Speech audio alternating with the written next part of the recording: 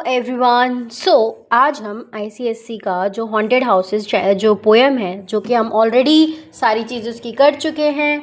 This is the last part of it, जिसमें हम आज डिस्कस करने वाले हैं कुछ इम्पॉर्टेंट आरटीसीज। ठीक है, जो मैं आज एक ही आरटीसी डिस्कस करूँगी, कुछ रेलेवेंट उसके क्वेश्चंस डिस्कस करूँगी जैसे आपके बोर्ड एग्ज़ाम्स में आएंगे और आते हैं।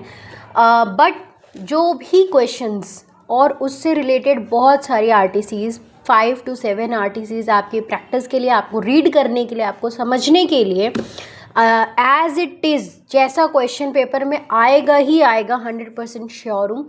वो मैंने पीडीएफ में प्रोवाइड कर रखी है, तो आप टेलीग्राम चैनल पर विजिट करके, लिंक डिस्क्रिप्शन में मैं डाल दूँगी, आप उस पर विजिट करके आप उस पीडीएफ को डाउनलोड करके उसमें पढ़ लेना, which is very beneficial for you. और प्लीज़ इस चैनल को फॉलो कर लेना एंड सब्सक्राइब कर लेना, so that you will never miss this updates and further poems and stories of this book, of this class. Okay, so let's start. तो पहला है जो बेसिकली जो एग्ज़ाम रेडी ट्रिक है ना, मैं वो आपको एक जस्ट इस शॉर्ट वीडियो से बस ये समझाना चाहती हूँ कि आप कैसे अपने एक्सट्रैक्ट बेस्ड क्वेश्चंस को अटेम्प्ट कर सकते हैं। ओके, सो होता ये है कि मैं एक छोटा सा जस्ट एक्सट्रैक्ट लेती हूँ। The spirit world around this world of sense floats like an atmosphere, and everywhere wafts through these earthly mists and vapors dense, a vital breath of more ethereal air. So this is the extract. So basically इस extract को मैं already explain कर चुकी हूँ, और अगर मैं एक लाइन में समझाऊँ तो जो इनविजिबल स्पिरिचुअल होते हैं वो कभी भी दिखते तो नहीं हैं, लेकिन हमारे ऐसा नहीं कि आसपास से गायब हो जाते हैं, वो हमारे आसपास ही रहते हैं, लेकिन इनविजिबल रहते हैं, वो हमें दिखते नहीं हैं। इनविजिबली ही वो हमारे आसपास इर्द गिर्द रहते हैं। स्पिरिट वर्ल्ड जो है ना, इनविजिबल वर्ल्ड है, ठीक है। Mist vapours, as you all know, यहाँ के पॉइंट ऑफ व्यू से बताया गया है कि ह्यूमंस की एक लिमिटेशंस, ठीक है। एथरल एयर का यहाँ पे मतलब है higher spiritual presence. Okay, so basically इसका इस पोएम के पॉइंट ऑफ व्यू से ये मीनिंग है, ठीक है।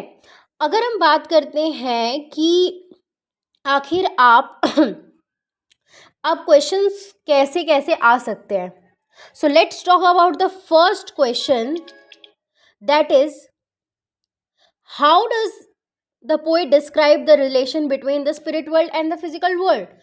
How does it describe? क्या कैसे डिस्क्राइब कर सकते हैं स्पिरिट वर्ल्ड और फिजिकल वर्ल्ड को? तो आप ऐसे डिस्क्राइब कर सकते हैं, इसमें ऑलरेडी दे रखा है that there is the poet describe that the physical world surrounding it like an atmosphere, it is always present but remains unseen due to human limitation. जो ह्यूमंस की कुछ लिमिटेशंस की वजह से हमें दिखता नहीं है, लेकिन होता ज़रूर है। जो एक स्पिरिचुअलिटी है वो हमें दिखती नहीं है, लेकिन होती है, हम उस चीज़ को महसूस करते हैं। तो बेसिकली आप इस फॉर्म में करके आप इस आंसर्स को लिख सकते हैं। अगर हम सेकेंड क्वेश्चन की बात करते हैं, तो यहाँ पे जो एक लाइन दे रखी थी, a vital breath of more ethereal air, what it mean, basically इसमें क्या मीन है? तो ये हमें ये सिंबलाइज करता है कि जो लाइफ है या एनर्जी है वो कॉन्टिन्यू रहेगी बियॉन्ड डेथ। वो एनर्जी, वो एक सराउंडिंग का वो एक ऑरा आफ्टर दैट भी हमारे साथ रहेगा ही रहेगा, ठीक है।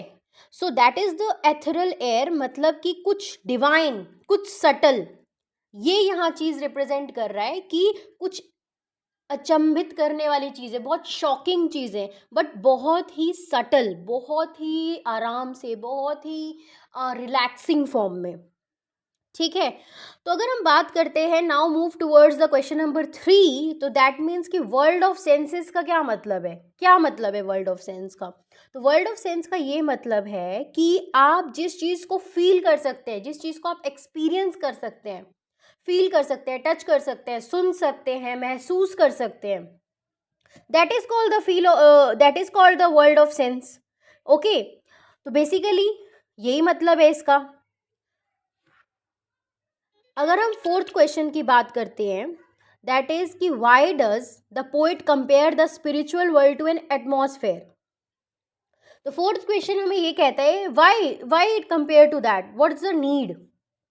सो द कंपैरिजन इज बिकॉज कि इट इज एसेंशियल दैट कि आप प्रेजेंट कि is always present and essential, कि आप कभी भी अगर हम कंपैरिजन कर रहे हैं तो ये कंपैरिजन हमें ये दिखाता है कि एक closeness and continuous existence of spiritual world around human life, कि कितनी क्लोजनेस है एक ह्यूमन लाइफ और एक स्पिरिचुअल वर्ल्ड में, ये चीज इसमें हमें बताता है।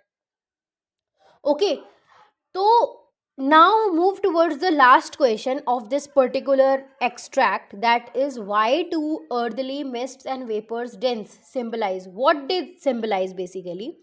so it symbolize that कि जो human का perception है ना उसकी एक limitation है, उसकी understanding की limitation है, लेकिन और साथ ही साथ वो ये दिखाता है कि जो confusion या barriers जो create हुई हैं एक physical world में उस which prevent humans from clearly experiencing or recognizing the presence of the spiritual world around them। so basically these are some questions, जो questions आपको मैंने ये questions हैं जो इस particular extract से related हैं। अगर आप इन क्वेश्चंस को प्रैक्टिस करेंगे, और बहुत सारे ऐसे एक्सट्रैक्ट बेस्ड क्वेश्चंस मैंने पीडीएफ में प्रोवाइड किए हुए हैं, आप अगर, क्योंकि ये जो भी मोस्ट ऑफ द पोएम्स हैं उससे एक्सट्रैक्ट बेस्ड क्वेश्चंस ही आते हैं, और आईसीएसई नॉर्मली जो बोर्ड है वो मोस्ट ऑफ द फोकस ऐसे क्वेश्चंस पे ही करती है, एप्लीकेशन बेस्ड पे और एक्सट्रैक्ट बेस्ड पे। सो इसीलिए मैं ऐसे क्वेश्चंस प्रोवाइड कर रही हूँ, सो दैट कि आप इसको प्रॉपरली आराम से गो थ्रू हो, इन चीज़ों को समझे, आप कैसे अटेम्प्ट कर सकते हो इस चीज़ों को समझने के लिए। तो बाकी सारी चीज़ें आपको मैंने प्रोवाइड कर दी हैं, इससे रिलेटेड मेरी तरफ से ये चैप्टर फाइनल हो जाता है।